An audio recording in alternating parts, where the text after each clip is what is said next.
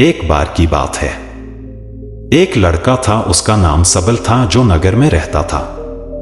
वह अपने जीवन से बहुत निराश था। उनकी निराशा का कारण यह था कि वह अब तक अपने जीवन में कुछ नहीं कर रहा था।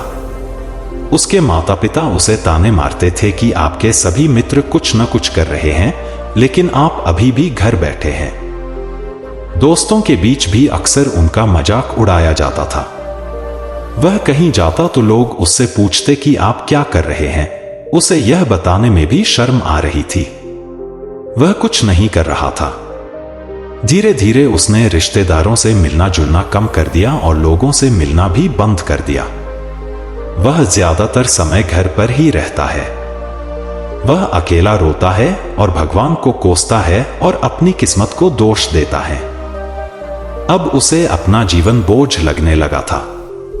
कभी कभी वह सोचता कि कब वह कुछ करने के योग्य बनेगा, और फिर वह सोचता कि जिंदा रहने से अच्छा मर जाना है। एक दिन वह अपने नगर की एक गली से गुजर रहा था। तभी उसने देखा कि एक उपदेशक दुख और परेशानियों पर उपदेश दे रहा है। वह भी उसी भीड़ में सबसे पीछे बैठ गया और गुरु के प्रवचन सुनने लगा। उपदेशक कह रहा था, दुख एक शिक्षक की तरह है जो हमें जीवन की सच्चाई दिखाता है और हमें जीने का सही तरीका सिखाता है। आप चाहें तो जिंदगी जीना भी सीख सकते हैं। गुरुजी उपदेश दे रहे थे कि तुम चाहो तो कुछ भी हासिल कर सकते हो, और अगर चाहो तो एक कोने में बैठकर रो सकते हो। इन सभी बातों को सबल ध्यान से सुन रहा था, लेकिन शिक्षक की यह बातें पसंद नहीं आई। उसने खड़े होकर कहा कि कुछ भी सिखाने से दुख दूर नहीं होता। इसमें केवल दर्द होता है। दुख की पीड़ा अनंत है। ऐसा लगता है कि इसके बाद कुछ होने वाला नहीं है। इससे कुछ भी फर्क नहीं पड़ता है। इसके सामने तो मौत भी छोटी लगती है। उपदेशक ने कहा, फिर तुम्हारा दुख क्या है? सबल ने उसके सामने अपनी सारी व्यथा सुनाई और पूछा, मेरे दुख का कोई उपाय है तुम्हारे पास? यह सुनकर शिक्षक मुस्कुराए और बोले, तुम उस दिन मेरे पास आओ जब आपके जीवन में वास्तविक दर्द हो। मैं आपकी समस्या का समाधान अवश्य करूंगा। यह कहकर गुरु वहां से चला गया। सबल ने सोचा, कहीं मेरा दुख नकली तो नहीं है? क्या मैं जिस दर्द से गुजर रहा हूं वह नकली है? मेरा दुख कोई नहीं समझ सकता। जब मां बाप नहीं समझते तो गुरु क्या समझेगा? उनके दुखों से व्यथित होकर सबल ने एक फैसला लिया कि अब वह कुछ करेगा। सबल ने एक छोटा व्यवसाय शुरू किया, पर उसे सफलता नहीं मिल रही थी। लेकिन उसके घर वाले पूछते हैं कि क्या वह कुछ कोशिश कर रहा है। वह अपने व्यवसाय में लगा रहा और धीरे धीरे उन्हें सफलता मिलने लगी। फिर उसने गति पकड़ी और केवल 3 साल के अंदर ही वह एक बड़ा बिजनेसमैन बन गया। अब सबल के आसपास ऐसे कई लोग थे जो उसकी परवाह करता था, जो उससे प्यार करता था। अब उनके परिवार के सदस्य भी उसकी तारीफ करते नहीं थक रहे थे। दिन ब दिन उसके मित्रों की संख्या बढ़ती जा रही थी। अब वह अपनी जिंदगी से बहुत खुश था। उनके कुछ दोस्तों ने उन्हें सलाह दी कि जब आप एक बड़ा बिजनेसमैन बनकर बहुत खुश हैं, तो सोचिए आपको कितनी खुशी होगी अगर आप इस शहर और इस राज्य के सबसे बड़े बिजनेसमैन बन जाते हैं। कितने लोग आपसे जुड़ना चाहेंगे, आपकी कितनी बड़ी ख्याति होगी, और स्वयं राजा भी आपसे दोस्ती करना चाहेंगे और जरूरत पड़ने पर ही आपसे पैसे उधार लेंगे। दोस्तों की यह बात सबल के मन में घर कर गई। अब वह और पैसे कमाने की कोशिश करने लगा, लेकिन उसे यह सब बहुत ही जल्दी चाहिए था। वह समय बर्बाद नहीं करना चाहता था। उनका अधिकांश समय इन चीजों को प्राप्त करने में गलाने लगा। इसलिए वह ऐसे काम करने लगा जो सही नहीं था। उसने बड़ा उधार लेना शुरू कर दिया। उसके दोस्तों से पैसे की मात्रा और अधिक मुनाफा कमाने के लालच में वह अपने माल में मिलावट करने लगा। उसने अन्य व्यापारियों के खिलाफ भी साजिश रची और उन्हें डराया धमकाया। जैसा उसके दोस्त कहते थे वैसा ही करता था। वह इन तरीकों से ज्यादा पैसा कमा रहा था, पर अब उसके जीवन में पहले जैसा चैन न था। उनके मन की शांति गायब हो गई थी और वह रात को सो नहीं पाता था। वह हंगामे में रहता था। वह सब कुछ पाकर भी उन्हें किसी चीज में सुख नहीं मिल रहा था। एक दिन सबल अपनी गाड़ी में कहीं जा रहा था। तभी रास्ते में उन्हें उपदेशक का आश्रम दिखाई दिया। वह रुका और गुरु के पास जाकर बोला, संत, आपने मुझे मेरे पास आने के लिए कहा था जब मेरे जीवन में सच्चा दुख आता है। अब मैं बहुत दुखी हूं कि मेरी नींद हराम हो गई है। मुझे कहीं भी शांति नहीं मिल रही है। इस प्रकार सबल ने अपनी सारी समस्याएं गुरु को बता दी। गुरु ने कहा, जब तुम पहली बार मुझसे मिलने आए थे तब भी तुम किसी दुख में थे। आपने उस दर्द से क्या सीखा? सबल ने कहा कि सिर्फ सोचने और चिंता करने से कुछ नहीं होता। आपकी दृष्टि को सच करने के लिए यह कार्रवाई करता है। और सिर्फ काम करने से कुछ नहीं होता, परिणाम भी मिलना चाहिए। जब आपको लगता है कि आपका लक्ष्य हासिल नहीं होने वाला, तब राह में चाहे कितनी भी मुश्किलें आ जाए, मन कितना भी निराश क्यों न हो, कितना भी लगता हो कि अब कुछ नहीं होने वाला है, तभी विश्वास करें, मैं जो भी कर रहा हूं उसमें अवश्य सफल होऊंगा। लोग केवल सफल लोगों का सम्मान करते हैं। कोई कितना भी अच्छा क्यों न हो, वह हमेशा लोगों की नजरों में बोझ बने रहते हैं। यह सब सुनकर उपदेशक मुस्कुराया और बोला, जब आपके पास है तो यह वास्तविक दुख नहीं है। अपने जीवन में वास्तविक दुख आए तब मेरे पास आओ, मैं उसे ठीक कर दूंगा। सबल ने जाते समय साधु को सोने के सिक्कों से भरा घड़ा भेंट किया। घड़े को देखकर गुरु ने कहा कि यह मेरे किसी काम का नहीं है। उस पेड़ के नीचे गड्ढा खोदकर गाड़ दो।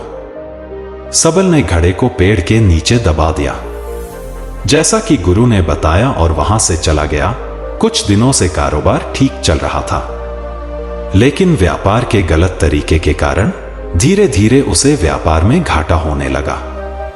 उसकी सारी दौलत धीरे धीरे खत्म होने लगी और एक दिन ऐसा भी आया जब उसके पास कुछ भी नहीं बचा और उस पर कर्ज का बोझ चढ़ गया था, परंतु वह निश्चिंत था, क्योंकि उसने अपना सारा कर्ज अपने दोस्तों से लिया था।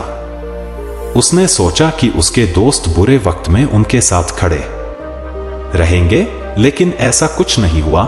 जैसे ही बुरा वक्त आया, दोस्त पहले उससे कर्ज मांगने लगे। अगर उसने कर्ज नहीं लौटाया, उन्होंने उसे जान से मारने की धमकी भी दी। उनके सभी शुभचिंतक और प्रियजन उससे दूर हो गए। उसके दोस्त जो उसके साथ मस्ती किया करते थे, अब उससे दूर भाग रहे थे। उसका परिवार उसकी गलतियां और कमियां गिनने लगा। उनकी सारी संपत्ति नीलाम कर दी गई और उसके पास कुछ भी न बचा। जब उसने अपने पिता से मदद मांगी, पिता ने कहा कि मेरे पास थोड़ी सी संपत्ति है, मैं तुम्हारी मां को क्या कहूंगा अगर मैं तुम्हें दे दूं? यह संपत्ति हमारा अंतिम उपाय है। सबल के मन में गहरा दुख छा गया। उसके आसपास कोई नहीं था जो उनके दुख को समझ सके, जो उसे संभाल सके। जनता के इस विश्वासघात के कारण वह अंदर से टूट चुका था। वह सोचने लगा कि अब जीने का क्या मतलब है, अब मौत ही मेरा सहारा है। वह आत्महत्या करने के लिए पहाड़ी पर जा रहा था, तब से उसे याद आया कि उस शिक्षक ने उससे कहा था, मेरे पास आओ जब तुम्हारे जीवन में वास्तविक दुख हो। सबल गुरु के पास गया और अपनी सारी व्यथा सुनाई। आंखों में आंसू लिए उसने कहा, हे गुरुजी, मेरे दुख का निवारण कीजिए। गुरु ने कहा, जब जीवन में असली दुख होता है तब मेरे पास आ जाना, मैं इसे जरूर ठीक करूंगा। सबल ने कहा कि यह क्या हो रहा है, मेरी जिंदगी में अभी दुख नहीं है, तो आखिर असली दुख क्या है? गुरुजी ने सबसे कहा कि पहले आप मुझे बताओ, आपने अपने दुख से क्या सीखा? सबल ने कहा कि मैंने वह सीखा जो लोग हमारे जीवन में आते हैं, वह हमारी सफलता और प्रगति के कारण वो हमें धोखा जरूर देंगे, क्योंकि बुरे समय में वे हमारे साथ नहीं खड़े होंगे। वे अच्छे समय में ही हमारा फायदा उठाएंगे और बुरे समय में हमें छोड़ देंगे। उन लोगों पर ही भरोसा करें जो हमारे बुरे समय में हमारे साथ खड़े रहते हैं, लेकिन ऐसे लोग बहुत कम होते हैं, लेकिन जिनके पास है उन्हें उनकी सराहना करनी चाहिए, उनका अपमान नहीं करना चाहिए। मैंने कभी भी किसी के खिलाफ साजिश नहीं रखना चाहिए। अपना काम ईमानदारी और धैर्य से करें और कभी लालची मत बनो। अपने सारे दुख दर्द और अनुभव बयां करने के बाद सबल गुरुजी के सामने आंखों में आंसू लिए बैठ गया। कुछ देर बाद साधु उठे और पेड़ के नीचे एक गड्ढा खोदा और घड़ा निकाल लिया जो सोने के सिक्कों से भरा हुआ था। उसने सबल को देकर कहा, मेरे पास आओ जब तुम्हारे जीवन में वास्तविक दुख हो। सबल ने अपने शिक्षक को धन्यवाद दिया और उसे प्रणाम करके चला गया। उस पैसे से उन्होंने एक छोटा सा व्यवसाय शुरू किया। अब वह छोटा व्यापारी बनकर भी खुश हैं। उन्होंने पूरी लगन और ईमानदारी से कारोबार किया। जल्द ही वह अपने शहर का एक बड़ा व्यापारी बन गया। उनका जीवन सुख सुविधाओं से भरा हुआ था। लेकिन कोई कितना भी अच्छा क्यों न हो, लेकिन जीवन में दुख आता है तो सबल के जीवन में भी दुख आते थे। अपने माता पिता की मृत्यु के रूप में वे दोनों एक ही दिन मर गए। सबल अपने माता पिता से बहुत प्यार करता था, इसलिए उनके निधन से उन्हें गहरा सदमा लगा। वह शवों को ले गया, दोनों को श्मशान घाट ले गया जहां अंतिम संस्कार किया गया। वहां उसने अपने माता पिता का शव जलता हुआ देखा तो उनका मन बेचैन हो उठा। उसके मन में कई सवाल उठने लगे। वह घर वापस आ गया, इसलिए उसने अपने माता पिता के घर और संपत्ति को देखा जिसके लिए उनके पिता हमेशा लड़ते रहे। आज जो छूटा पड़ा है, जिन्होंने इसकी देखभाल की, इसके लिए लड़ने वाले इस दुनिया से चले गए। उसके पिता ने जो कुछ कमाया वह सब यहीं रह गया। एक दिन पहले तक उसके पिता मारपीट करते थे किसी के साथ उसकी संपत्ति के लिए। आज वो खुद इस दुनिया से चले गए। उसका मन ऐसे अनेक विचारों के बवंडर में था। वह अंदर से अकेला और डरा हुआ महसूस कर रहा था। वह खाली महसूस कर रहा था। उसे लगा कि कुछ है, वह समझ नहीं सका। इसलिए वह गुरु के पास गया। उसे देखकर गुरुजी ने कहा, क्या जीवन में कोई दुख है? सबल ने कहा, वैसे तो जीवन में कोई दुख नहीं है, सब कुछ अच्छा चल रहा है, लेकिन आज मेरे माता पिता का देहांत हो गया है। मैं इस घटना से बेहद दुखी और परेशान हूं। गुरुजी ने कहा, इसमें दुखी होने की क्या बात है? एक दिन सबके अपनों को मरना है। कोई न कभी जिया है और न कभी रहेगा। एक दिन तुझे भी मरना है। शायद तुम कल ही मर जाओगे, या आप आज भी मर सकते हो। सबल ने कहा, क्या कह रहे हो गुरुजी? मैं भी मर जाऊंगा, लेकिन मैं अभी जवान हूं। गुरु ने कहा कि सब जी रहे हैं इस भ्रम में कि मृत्यु केवल दूसरों को आती है, बड़ों के पास ही आती है। लेकिन जवान और बूढ़े मर जाते हैं, बच्चे मर जाते हैं। मौत का उम्र से कोई लेना देना नहीं है। यह सभी को प्रभावित करता है। मास्टर जी की ये बातें सबल के मन में घर कर गई और वह चुपचाप चला गया। लेकिन उसका मन अभी भी बेचैन था। वह खाली महसूस कर रहा था। वह सारा दिन अपने बारे में ही सोचता रहा कि वह कौन है, वह इस दुनिया में क्यों आया है, क्या जीवन का लक्ष्य केवल चीजों को खाना और मरना है? ऐसे कई सवाल उसके दिमाग में लगातार उठ रहे थे, लेकिन उन्हें अपने किसी भी सवाल का जवाब नहीं मिल रहा था और उसका दुख दिन ब दिन बढ़ता ही जा रहा था। इसलिए कुछ दिन बाद वह फिर से गुरुजी के पास पहुंचा और बोला, हे स्वामी, मैं बहुत दुखी हूं क्योंकि मैं यह नहीं जान पा रहा हूं कि मैं कौन हूं और मैं इस दुनिया में क्यों आया। यह सुनकर गुरुजी मुस्कुराए और बोले, आज आपके जीवन में पहली बार सच्चा दुख उत्पन्न हो गया है। यह वास्तव में दुख कहलाने के लायक है। हम नहीं जानते कि हम कौन हैं, हम क्यों आए हैं, क्या करें, कैसे करना है। सबल ने अपने गुरु से कहा कि उसकी दुर्दशा दूर करो। गुरु ने कहा कि हम सभी इंसान हैं, जीवन भर संग्रह करते रहते हैं। सबल ने कहा कि सभी इंसान जीवन भर धन, सम्मान, परिवार, प्रतिष्ठा, मित्र, शत्रु आदि जमा करता है। गुरु ने पूछा, क्या हम एकत्रित की गई चीजों में से कुछ भी अपने साथ ले जा सकते हैं? सबल ने कहा, कोई भी इंसान अपने साथ कुछ भी नहीं ले जा सकता, वह सिर्फ अकेला ही जाता है। मेरे माता पिता भी अपने साथ कुछ भी नहीं लेकर गए, सब कुछ धन संपत्ति वैभव सब कुछ यहाँ पर छोड़कर गए। शिक्षक ने कहा, अब मेरी बात ध्यान से सुनो, इस संसार में हमें जो संग्रह करना चाहिए वह हम नहीं करते। चीजें हमारे सामने होती हैं लेकिन हम उन्हें देखने की कोशिश नहीं करते। हमें इस दुनिया में जो कुछ भी इकट्ठा करना है वह हम खुद हैं। हमें खुद को जुटाना होगा ताकि जब हम मरे तो हम एकजुट हो सके और खुद को पहचानने में सक्षम होने के लिए हम अंदर बंटे हुए हैं।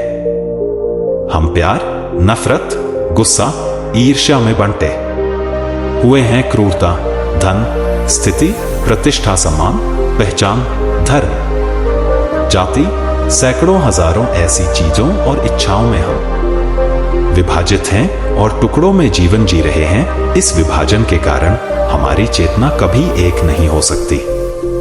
हमारी चेतना शक्ति बिखरी हुई है, इसलिए हमारे पास इतना समय नहीं है, इतनी ऊर्जा नहीं कि हम मुड़ सकते हैं और अपने भीतर देख सकते हैं। वास्तव में धन, सम्मान और सुविधाओं का अभाव, लोग इसे दुख समझते हैं और जीवन भर के लिए जो दुख कहकर रोते रहते हैं और समाधान खोजने का प्रयास करते रहते हैं, उन्हें अपना समाधान कभी नहीं मिलेगा, क्योंकि जिसे लोग दुख कहते हैं वह वास्तविक दुख नहीं है। यह सिर्फ एक आदमी की इच्छा है, उसकी इच्छा कभी पूरी नहीं होती, इसीलिए व्यक्ति को कभी उनके प्रश्नों का समाधान नहीं मिलता।